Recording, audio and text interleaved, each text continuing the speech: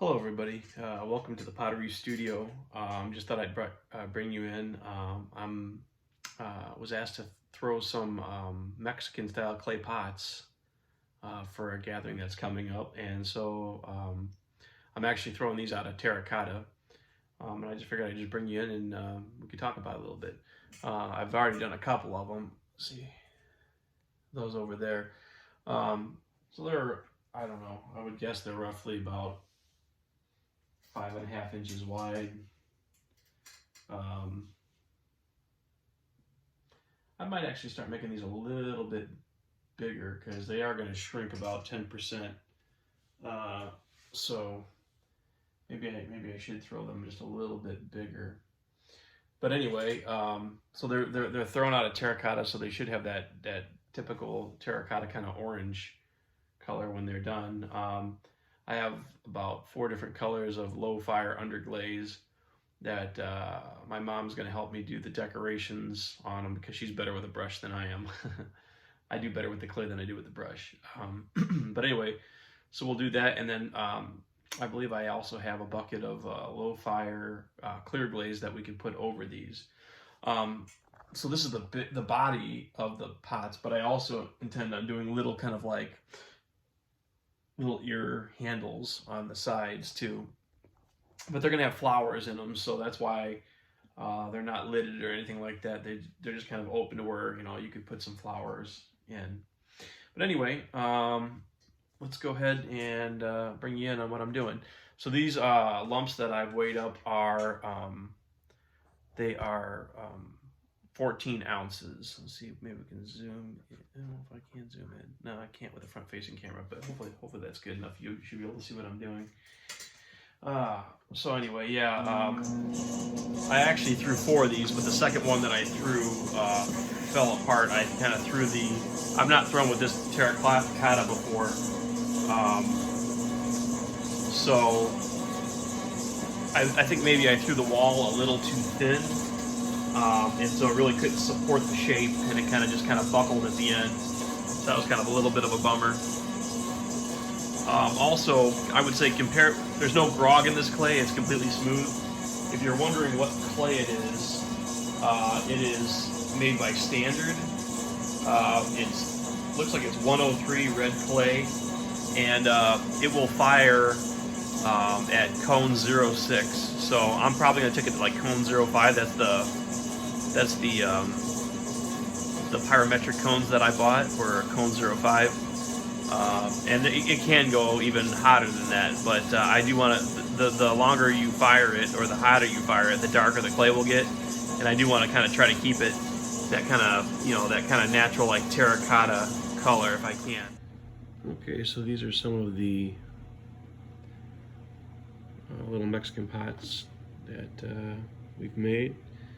I pretty much just threw the body and then did a double strap handle, and my mom did the decoration motif. So some of them are like going to be purple flowers with green. They're all going to have green leaves. Some are pink flowers, some are blue flowers. And then the white banding on the top and the handles that you see is actually my Celadon. And it's probably it looks a lot bolder than what it really will turn out to be. Because actually, again, the Celadon I've found often kind of turns almost like a brown. I kind of wanted to highlight, so they're going to be terracotta colored, but the rims and the little bit on the handle should kind of turn brown and kind of highlight those a little bit. And more than likely, what I found, obviously I've brushed these on with a brush, and what I have found with doing that is with most of these glazes, they'll tell you that to get a really good, like, opaque decoration, you want to put on about 3 layers. So while the flowers and the leaves have been put on in 3 layers, the actual handles and the rims and the Celadon have actually only been brushed on 1 time. So I'm actually kind of hoping to just barely, kind of like a translucent brown, just a slight highlight. I don't want it to be like overly popping. So it looks, like I said, a lot probably bolder than what it will actually turn out as far as that goes. So now all I got to do is I've got a mix my translucent, my clear glaze. It's been sitting out in the weather for quite some time, so the glaze has somewhat solidified. It's kind of like actually like small lumps in there, like cottage cheese at the bottom of the glaze. I've been kind of whisking it, but that's probably not going to be good enough. I'm probably going to actually have to run it through my sieve. So I'm kind of setting that up right now. I'm going to sieve my glaze, get these babies dipped. So we're going to do inside right now. We're going to do the outside later in the morning, and then get them in the kiln hopefully this afternoon. Hello everybody, today is Monday the 1st of August. It's a crazy day. I got too many irons in the fire, but I wanted to bring you in to show you kind of the results of the pottery that I was doing, the project that I've been doing, throwing these little Mexican pots. So they're glazed now. I'm getting ready to load the kiln. Because this is a low fire firing, and because I really want to not waste the gas, I don't normally bisque fire, but I'm actually going to bisque fire some of my pottery pieces. And what that's going to allow me to do, for example, on this piece right here, you can see that I have a variety of chattering effects that are done on here. I would like to actually rub some iron oxide. Once this is bisqued, I'd like to highlight all the chattering marks with some iron oxide. And you really can't do that when you once fire, because being that this is still just mud and it hasn't been fired at all, if you were to wet this with the iron oxide and then try to wipe it off with a wet rag, you're just going to smear. So by bisque firing it, it's going to allow me to go ahead and do some experiments that I don't normally get a chance to do. And it'll kind of give me an idea if I do want to, from time to time, do some bisque firing. I have some mugs that I have, a couple of seals, a pouring bowl. So I'm going to go ahead and bisque fire that. I've already started loading the kiln, as you can see here. I do have so I'm going to be firing this to cone 05, which is somewhere around between like 1780 and 1800 degrees. You can see my little cone right there. I got a cone down there, and I'm going to have a cone on the upper shelf here. Yeah, I'm just going to bring you in and let you watch the loading. Let's see here. Let's set this up here. This new tripod contraption that I'm using seems to be working pretty good. It allows me to set up and get some better angles. There we go, and I can keep it out of my way. All right, so I get another shelf.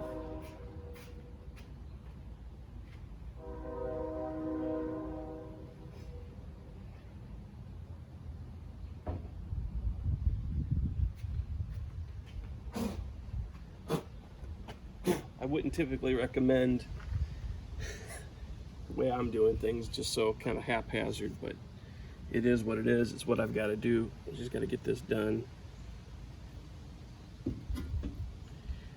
One of the things that I think I've learned from some of my previous firings is not to set my kiln shelves too close to the back wall over here. And the reason for that is I want the flame to sweep up. I want it to come up the back side of the kiln, and if the shelves are too far crowding it, I think that it's kind of restricting my flame path. I'd rather get less pieces done and have it fired better. Part of the problem I was having was that I was getting really uneven, and I still do to some degree, getting uneven temperatures, bottom shelf to top shelf. I can't show you the cones from the last firing because I dropped one of them and it shattered. But if you go back to one of my last videos, I think it was November last year was the last firing I did in this. The bottom shelf, you could see that the cone had not just hit, but it had hit and kind of snaked out, whereas the top one had just barely come over and hit. So that tells you that the bottom shelf got considerably hotter. All the pieces came out great. I had no problems.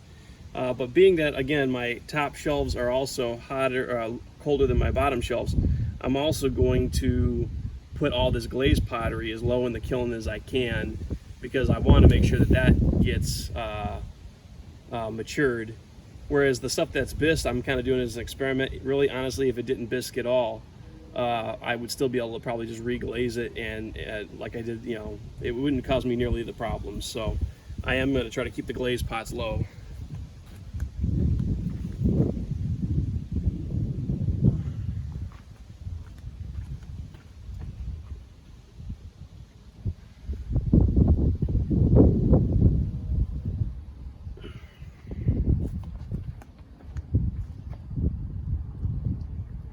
So the one thing to keep in mind when you're doing glazed versus bisque, the glazed pieces cannot touch anything. Now, these are raw fired, once fired pots. Again, as anyone who's been watching this for a while knows that I'm a big fan of doing things once fired instead of twice. Saves me on gas, saves me on time. You do have to glaze it a little different, but anyway, so yeah, these are raw fired pots, so they will shrink a lot more than what a bisque piece normally would. Oh, that's right. Gotta leave room here for a stilt. I'm not that experienced at doing this, honestly, and so from time to time I kind of forget the order of what where I've got to leave my room for my stilts. Okay, these are the last two of these pots. Woohoo! Actually, I'd like to start them all on that shelf. I think I'm gonna maybe be able to. Well, maybe not. Because I won't be able to, I don't think I'll be able to sneak it in there. That's fine. You're always kind of playing for inches when you're loading a kiln. I don't want to hang my pot too far off the edge. I don't want to risk that it would sag. I don't think. I'll just have to put some smaller stuff in here. That's fine. We'll just let that one go there. All right. What more stuff do I have?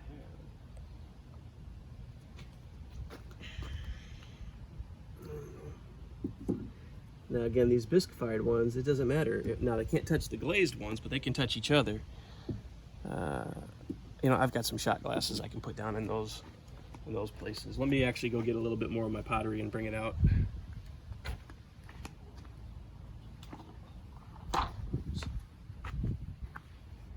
And I just forgot. Hold on a second here.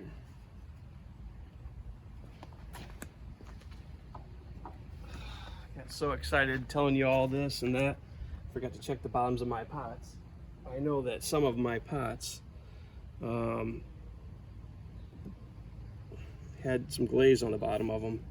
You got to make sure that you get that off, or you're going to stick it to a shelf. That one's good. Yeah, see, look at that. It dribbled down. I don't want it going inside the kiln either. That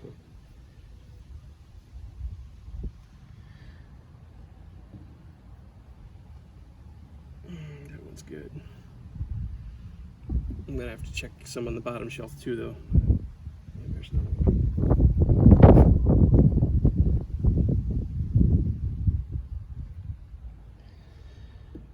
It seems like maybe being overly fussy, but believe me, if I stick it to the shelf, I'm going to be kicking myself as I'm trying to grind pieces off the bottom of a pot.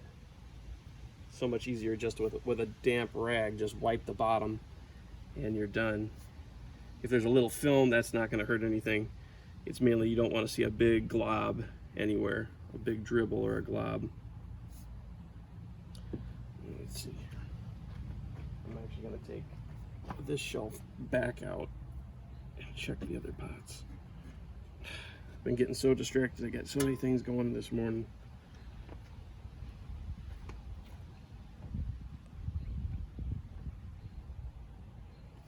That I'm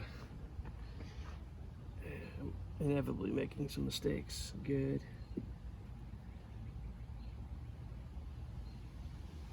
Good. Actually, it looks like I've been wiping these.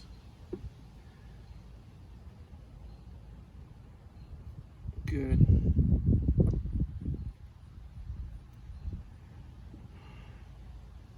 good. So I think we're probably okay. Let's see if we can get this last one out of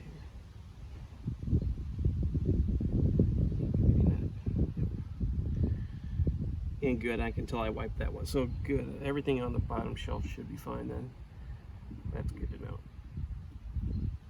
I said, boy, you don't want to make that mistake. You're kicking yourself.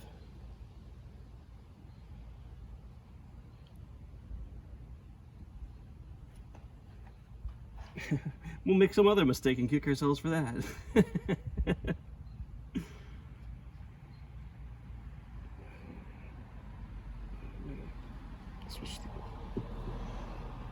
So this is I don't know if you can see it. There's actually a design underneath there. My mom did a motif in low flyer underglaze, and then basically the white that you see now is a transparent glaze. So this will all look like terracotta, and then hopefully you'll see the decoration come through. Maybe. Okay, Joe. Stop trying to be clever.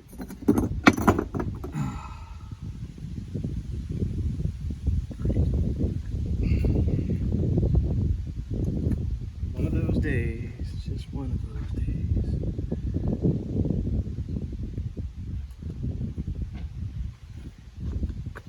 I didn't damage the pot too much though. I might want to retouch that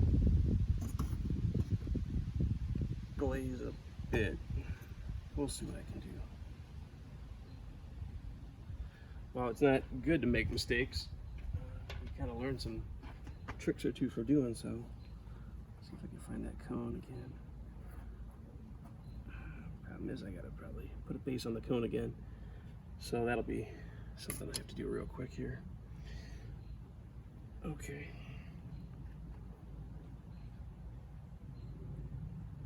Let's take a look at the damage that came from knocking that one. Now, sometimes what you can kind of do is see what I just did right there. By just running my finger over the spots, it basically recoated. It took a little bit of the powdered glaze from one area and it filled that hole. That's really all I'm going to have to do. So that's great. That's really good. I don't have to go back inside and re-dip anything. Okay.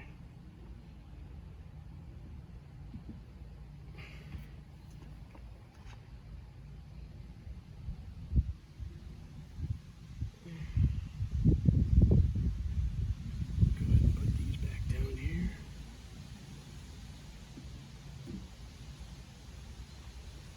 All right. So I will actually take this cone here and stick it down on that shelf. I could probably get away with just doing one cone in the upper, to be honest with you, because if the upper one falls, I know the lower one is normally hotter. So you know what, I'm not even gonna do that. I'm only gonna do the one cone. I'm not even gonna waste time redoing it. So we're only gonna have one cone on this one, which is fine. We can get away with that. I said that's one of the things about, you know, you've got to learn your own kiln. How is it working? What is its characteristics? And then once you do that, that's why each firing you kind of get a little better. You realize, well, if I want, maybe you have a certain glaze that fires, that melts at a lower point or a higher point. Well, then you know, hey, I'll stick that in this part of the kiln because that's going to fire. That's going to fire hotter here. It's going to fire colder there. So you kind of fine tune what you're doing. All right, let me go ahead and let's go ahead and put that shelf back. Yeah, we'll just go with one cone. All that just because I didn't think to check.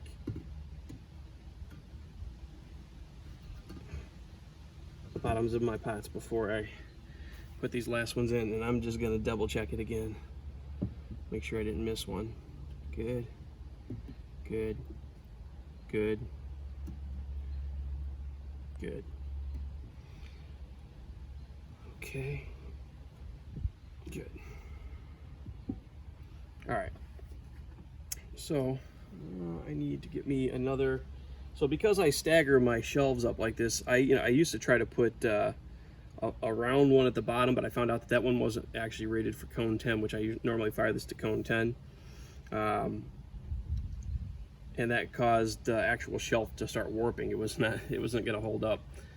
So because I actually have different levels here, if I want to get my shelves to sit level, I have to put, I think these are 1/2 inch or maybe 3/4 thick shelves.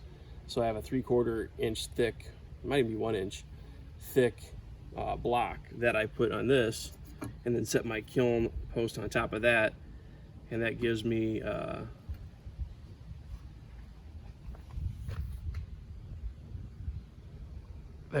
my height difference that I'm looking for. So again, and it's good to try to keep your posts on top of each other. So being that I know there's a post here and a post here, that's where I'll stick my next 2 posts. Now I may only do one more shelf. Actually, let me go get those shot glasses so that I can kind of fill in some of these other areas. Okay. Oh, one more pot needed to go in there. Put him right there, make sure he's not touching the walls. Good. Not touching his buddy. Keep your hands to yourself.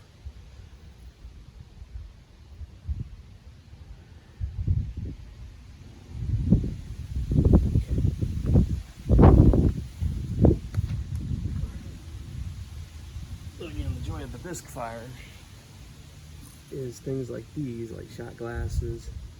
They can actually touch each other. It don't matter. There's no glaze, so they won't stick. So you're just trying to get them in there as close as you can. You really pack a bisque kiln in, a bisque firing here.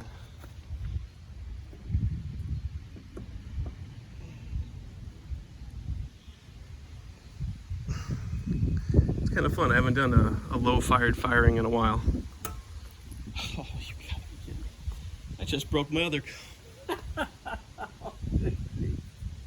Alright, well.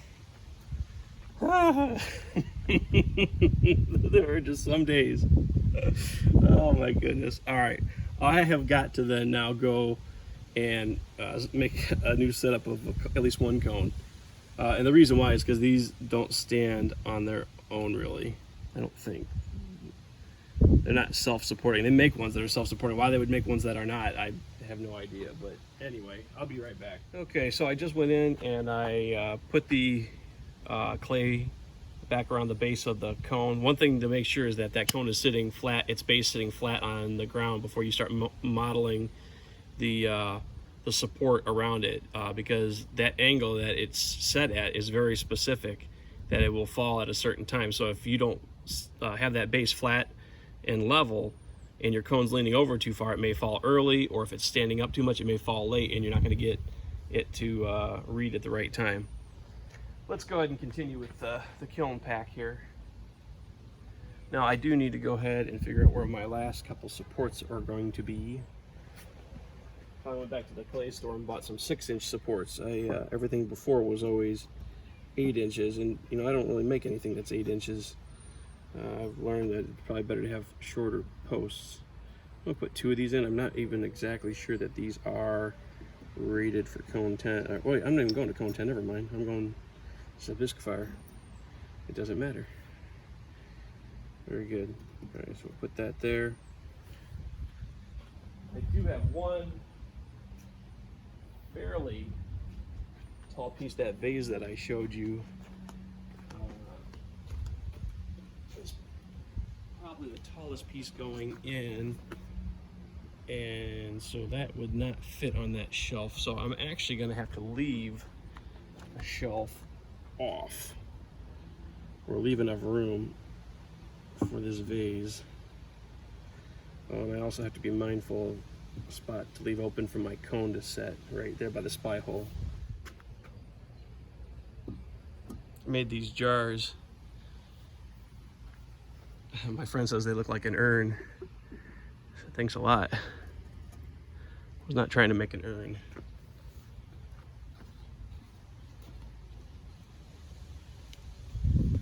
But I guess I'd rather he be honest. If they look like an urn to him, I guess that's what they look like.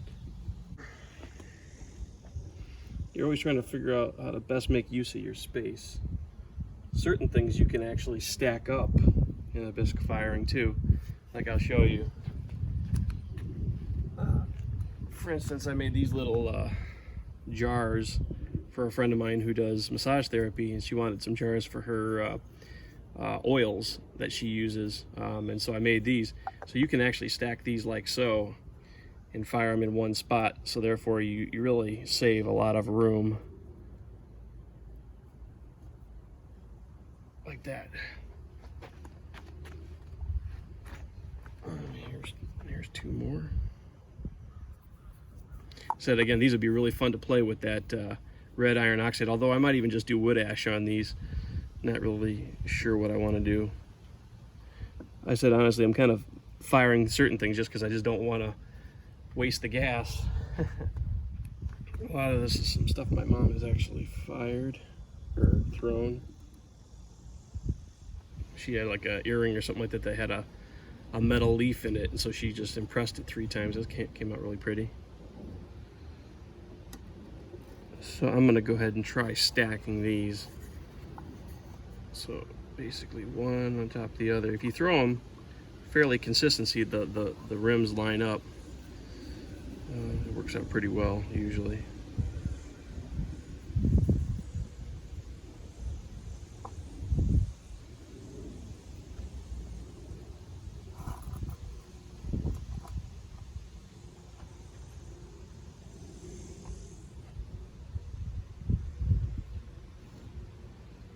It's funny, even though I say bisqueware can touch, you're so programmed to not touch things, it's just a habit to try to make them not touch.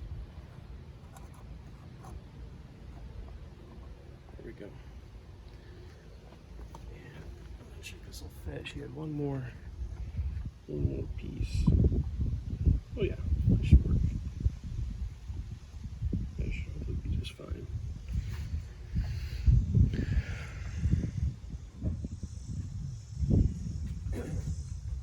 So that other cone that you saw me make, I went and molded some clay around the base to give it the support it needs. But now what I've got to do is, because you don't want to put it in the kiln wet, I've gone ahead and punched some holes around it to allow the steam to escape quicker, and I actually have thrown it in my toaster oven. You really want to get it all out because in fact I had done some impressing wheels. I think I did a video on that when I did the impressing wheels, and because I had not allowed them long enough to dry in the toaster oven, they actually exploded in the kiln, which was no good, obviously. Here's another one that I really am looking forward to seeing how it comes out because of the really heavy chatter that I was able to put on it. Again, that's something I'd like to experiment a little more with, actually. Oh, it looks like we're gonna get everything in here easily. Actually, I might have a few more pieces inside. I could do some more of these oil lamps. Again, typically I don't bisque fire those. How are we gonna get everything in here? Let's see. Put you over there.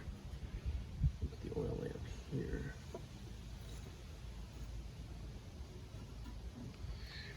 But the texture on the oil lamp, I'd like to maybe try rubbing some iron oxide into that and then wiping it off to see if I can highlight it and see what it looks like. I may like it. I may decide I don't want to do any more, so I think I'm only going to do the one.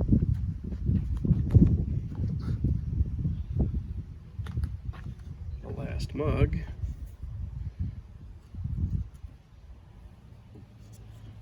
And we still have room for a little bit more. Let me see if I have anything else I'd like to put in here. I had an extra cap for one of my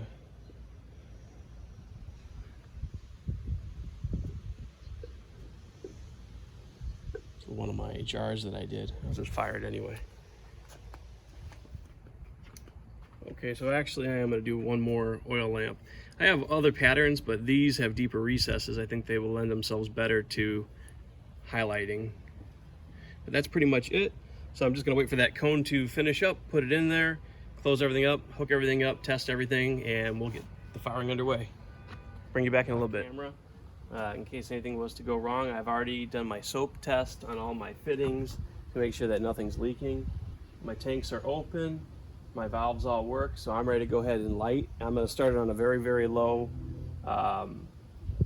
flame for a while, just to kind of slowly build up the heat in the kiln. Sorry about that. My camera cut out. I didn't realize it. Someone must have called my phone. I really should put that thing in airplane mode when I'm recording. Anyway, I've gone ahead and lit both burners. I have the burners right now kind of stuffed up into the kiln a little bit because it's a windy day, and when you first start this, you really want to start on a very low flame to gradually build up the temperature in the kiln, because you might have some residual like for me, I just especially me doing like once fired pottery, I just threw these a couple of days ago, let them dry out. I just glazed them last night and this morning, so there's likely some residual water left in the pot. So starting it on a real low flame like this and bringing up the temperature very slowly allows you to dissipate that water and let it steam out gradually, rather than doing it too quick. You'll explode your pots, which I have done. So yeah, you just barely kind of want it kind of cracking. I've got my little yellow flame in there, but again, it's such a weak flame, that's why you push it up into the kiln to try to protect it from the wind. I may even have to put a garbage can or something over here to kind of block it a little bit. It's not doing too bad, but once the kiln gets super hot, even if your flame was to blow out, which it probably won't because you have so much heat coming off of it, the kiln itself will reignite it and you have no problems. In this case, being that there's not hardly any heat at all in here yet. Matter of fact, what are we at right now on the pyrometer? It's registering 150 degrees in there right now. And again, you want to bring that up very gradually until you get into the high hundreds, you know, like maybe like 500, 600 degrees. Well, at that point, you're pretty confident now that most of the heat is, or most of the water has dissipated, and you can go ahead and start really laying on the heat and bringing it up faster.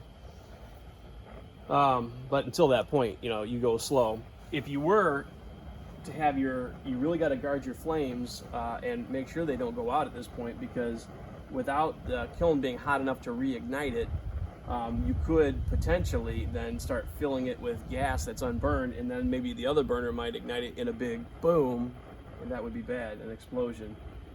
If you were to do that, if you were to ever like walk away and come back and find your burners are blown out, best thing to do then is to really cut the gas, shut everything off, open your kiln, and give it a good hour or two to kind of let the gas that's in there dissipate before reigniting.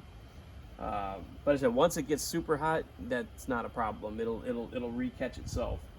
So I'm gonna sit here and kind of babysit these. I may put, like I said, a little bit of a windbreak here. Hopefully the wind dies down a little bit. But yeah, that's very good. We'll bring you back in.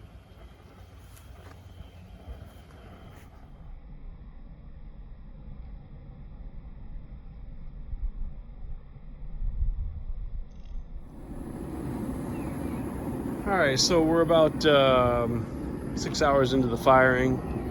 I'm taking it pretty slow. I've not done too many bisque firings. I know that when I've used my electric kiln, it takes about 7 hours to get to temperature. So we're going probably a little bit slower than that. But I'm just trying to take my time to make sure that all the organics get burned out of the clay so we don't get any bloating. But anyway, so right now we are at 1512, and yeah, we're doing good. It's just been a steady climb. The tanks feel real good. They're not freezing or anything like that, which is good. That's been a problem for me. I mean, they're cool because, again, you know, as you take and drop pressure because you're burning at a certain rate, tanks can get cold. But the big thing we want to do is just avoid anything freezing up. I'm using some bricks to kind of choke the chimney just a little bit to try to help the temperature rise. Sometimes that helps. It's one of those things with a kiln. You just got to play around with the right amount of flame and the right amount of choke.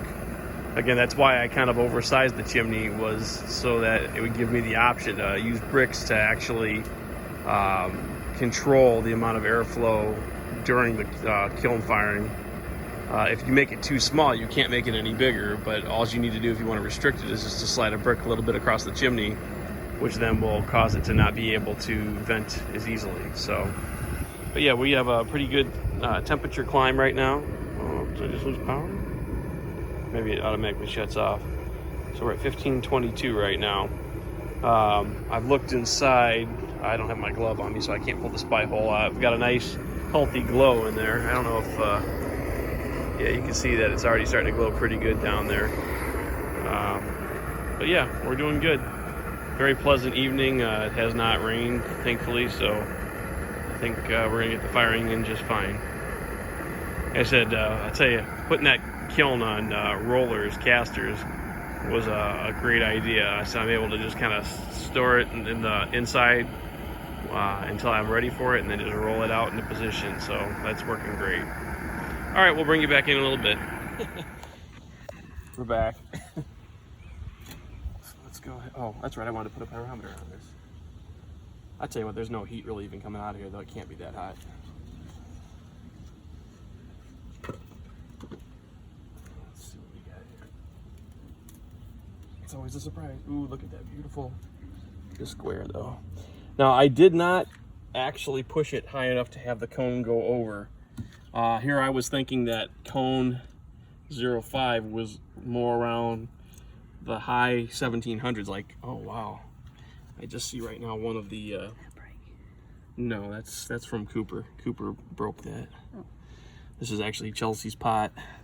Poor Chelsea. I know. Well, we got the pieces of it though. So there's her pot, there's Trisha's pot. Tasha. I'm sorry, Tasha. Boy, oh boy, oh boy. And then here's your pot, and actually some other stuff that I fired in it. So there's your stamp that you made. Okay. There's your other stamp that we made. There's another stamp you made. There's one of my stamps. And there's your scooter dish. So you'll be able to glaze these, and we can then refire them. Looks like the bisque came out very well though. Very nice. That was just an extra cap I had. So this is the fragments of Chelsea's pot, and then this is Josh's pot. Oh, I love how the design of the side of it. That is a cool design. That's his roller wheel, yeah. So he'll be able to glaze that, and then we'll try to put some of Chelsea's back together and see how it works. And I don't know whether it would ever be glazable or fireable, but we can see what happens. That's all we can do at this point. So this is kind of interesting. So the discolored splatters are actually from when I was doing these terracotta pieces. Some of the water splashed inside, and I thought, nothing of it. Probably should have wiped it out because it actually put a color, a slip color kind of on that. But oh, look at that. That's so cool because that's exactly with my thumb. That's exactly why I made it the way I did. So it's a mixing bowl, and then you can mix it and pour. Look like we have a little bit of cracking on the handle, but honestly, by and large, it's very well attached. I don't think there's any kind of structural worry or concern, but that actually came out really good. And again, now that this has been bisque-fired, I can actually then highlight that with my iron oxide and then glaze it. So that's going to come out really neat, I think. All right. The big thing we really want to see is how the terracotta bowls came out. So this is the other mixing bowl that I made. Came out very nice, I think. Nice chattering. Yeah, the chatter definitely. And then so you can already hear it's got that sound. So very good.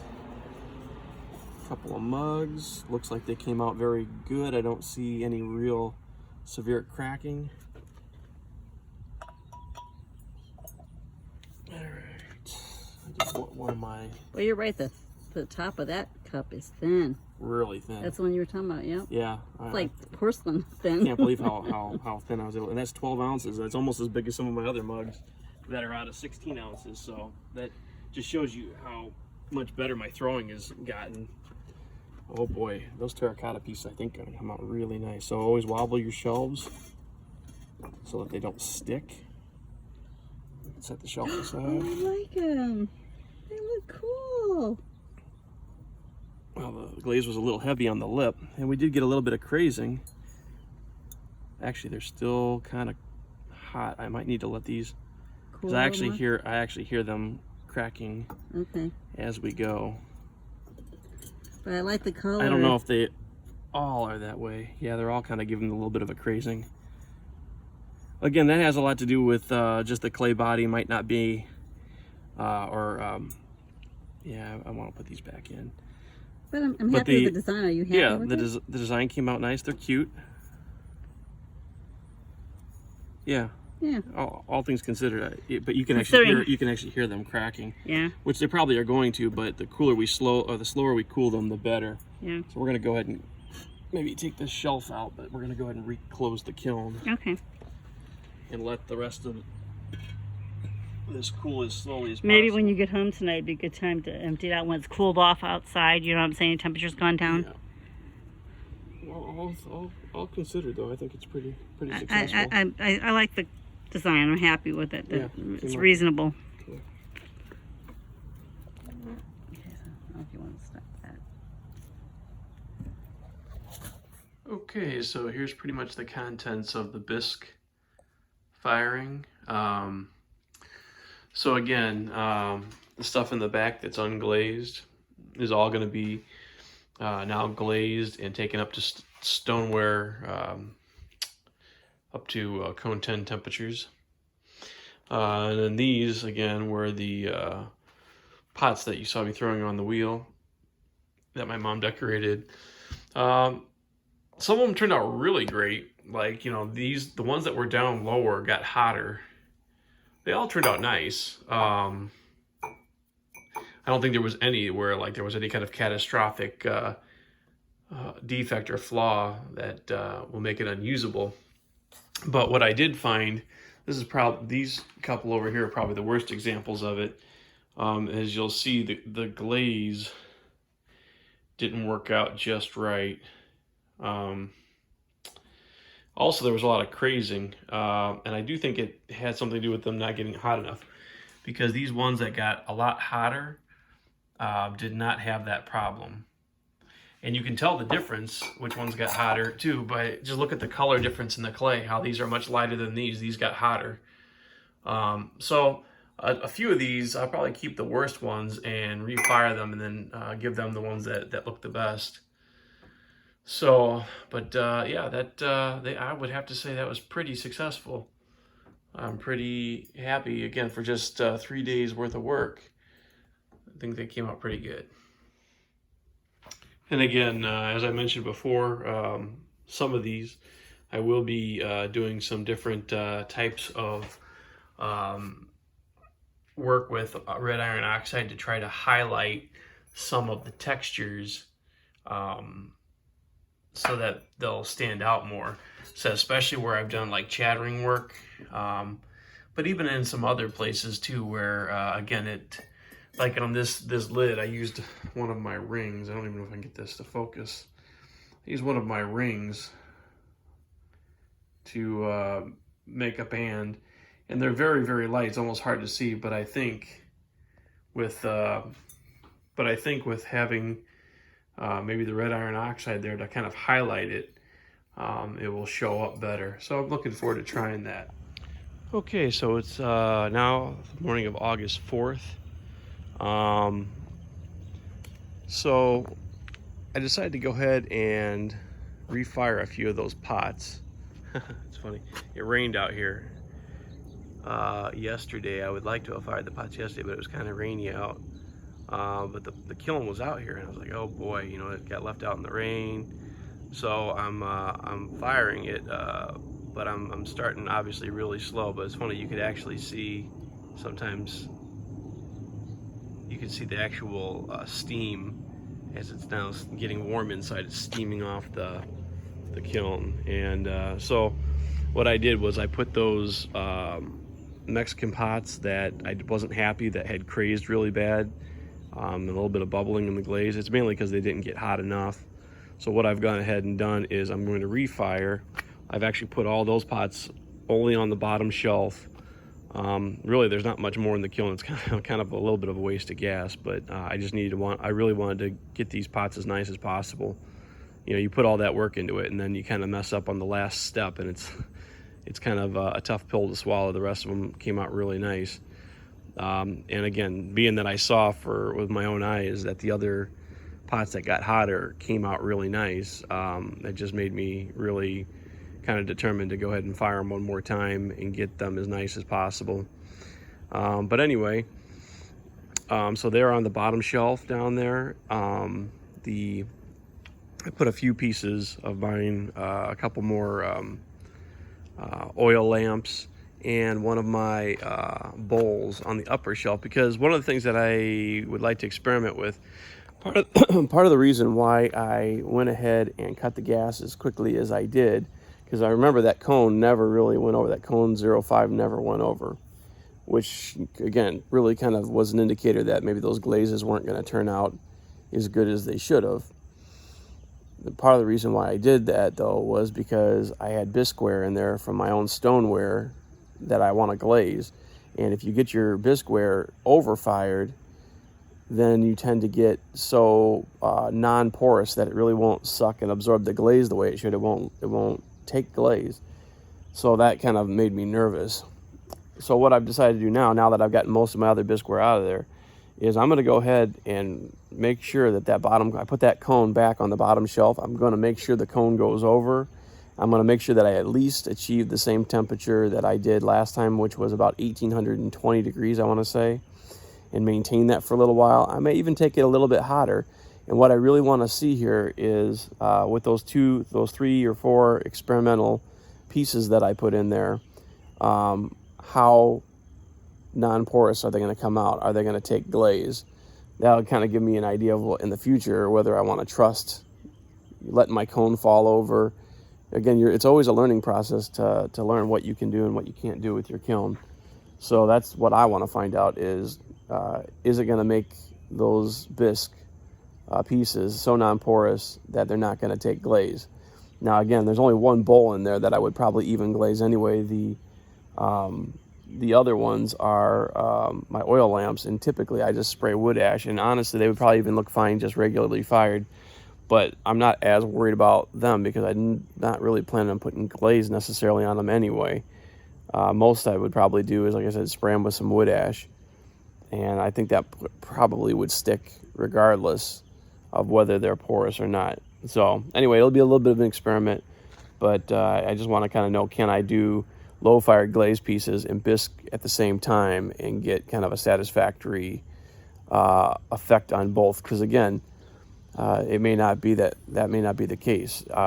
If my bisqueware turns out too hard on this firing, then I'll kind of know that, man, it's really hard to get your glazed pieces, unless you just have a few right down at the bottom of the kiln where it's really the hottest.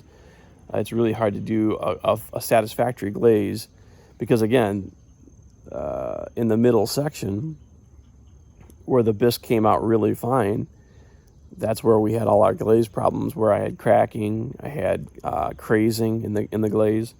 So that really wasn't satisfactory. I needed to get that part hotter. So I'm trying to find, is there any kind of overlap where I can kind of find a sweet spot where I could kind of do both in one firing if I want to. Anyway, so right now, like I said, I'm going to take it slow. You can see that there's still steam coming out, which is great. I'm going to let this go until I definitely see no more steam. I can already see actually now. I can feel the brick starting to warm slightly, and I also see the actual water now, or you can actually see where it's wetter and then where it's drier. So we are drying out the kiln. I'm gonna really let this go for at least an hour, maybe even 2 before I start. I want to make sure that kiln's good and dry. And this is, again, I've never done this before, where I've accidentally left my kiln out in the weather, which is not a good practice, but I had a feeling I might refire. And I wasn't really aware that the weather, I was actually at work when the weather came in. I was like, oh no, my kiln's sitting outside. Another precaution that I took was none of the kiln furniture that was left here on this table, not the shelves, not the posts, not my little shimming blocks. None of that wet stuff went back in the kiln. I grabbed other dry kiln furniture. I did not want to even take a chance that something in here might not, might explode or anything like that. I didn't want to put anything wet back inside the kiln. I just want to dry out the walls and the roof of the kiln itself nice and slow. And then once we kind of get it, maybe, I said it's actually already, we're at 300 degrees, but that's fine. I'll let it go at 300 degrees. And if, as you see my burners, they're barely going at all. I've got a nice yellow flame and they're stuck up inside there. And I'll let this go for a while before I pull those out and start cranking up the heat. But anyway, we'll bring you back in on, if not the firing, the final result. Okay, so coming to the end of the refire here on those Mexican pots. So as you can see on the pyrometer, I'm actually showing 1915 degrees Fahrenheit in there, and I don't know if it'll focus or not. I'm not sure if it will focus in there or not. But the cone, I can see the cone in there, and the cone is now actually going over. Sorry, I don't think it's gonna focus well enough. Yeah, it's just hard to get that camera to focus just right. But yeah, so it's looking good. I said this one, I'm gonna really make sure that that cone actually goes over. So what this is actually telling me is actually, and it's hotter down below than it is where my thermocouple is. It's hotter down there. So if this is reading, I said 1920 degrees now, it's probably quite a bit more like 1930 or 1940, and that cone has not gone over yet, which lets me know that more than likely in that last firing, I probably pretty severely underfired the kiln. Again, that was really my first time ever trying to do a low fired firing in this kiln with a cone, trying to get to cone 05. So I'm trying to figure out the temperature variances from the different sections of the kiln, and because the only pots that, like I said, turned out really great were the ones at the very bottom, and that was at 1800 degrees. So we're a full 100 degrees above that, and the cone is still now just barely going over. And I think that this glaze that, I know the pottery itself, the low end of the firing range was like cone 06. And so if my cone 05 hadn't fallen even at this point, yeah, I was probably severely underfired. But anyway, we'll bring you back to show you the final results, but we're almost there. So there we go. You can see it right there. The cone is down. The cone is down. We're going to go ahead and cut the gas. Okay, so here is the results. We just pulled these out of the kiln. Man, did they turn out great. So these were fired to 1940 degrees, cone 05. The cone actually went over, and it basically cured all of my crazing and my bubbling problems. Man, they look great. I mean, they're all now the same color, and there is no more cracking or anything in any of the glaze. So we are good to go. These are good to go out now. So wonderful. Came out great. It was a good firing. Looks like even the bisque pieces, I can't really tell physically the difference between the ones that I bisqued just now and the ones I did the other day. So I think I could do bisque firing as well as terracotta firing in the same firing. So there we go. Thank you for joining me, and until I see you next time, don't be afraid to get your hands dirty. Talk to you later.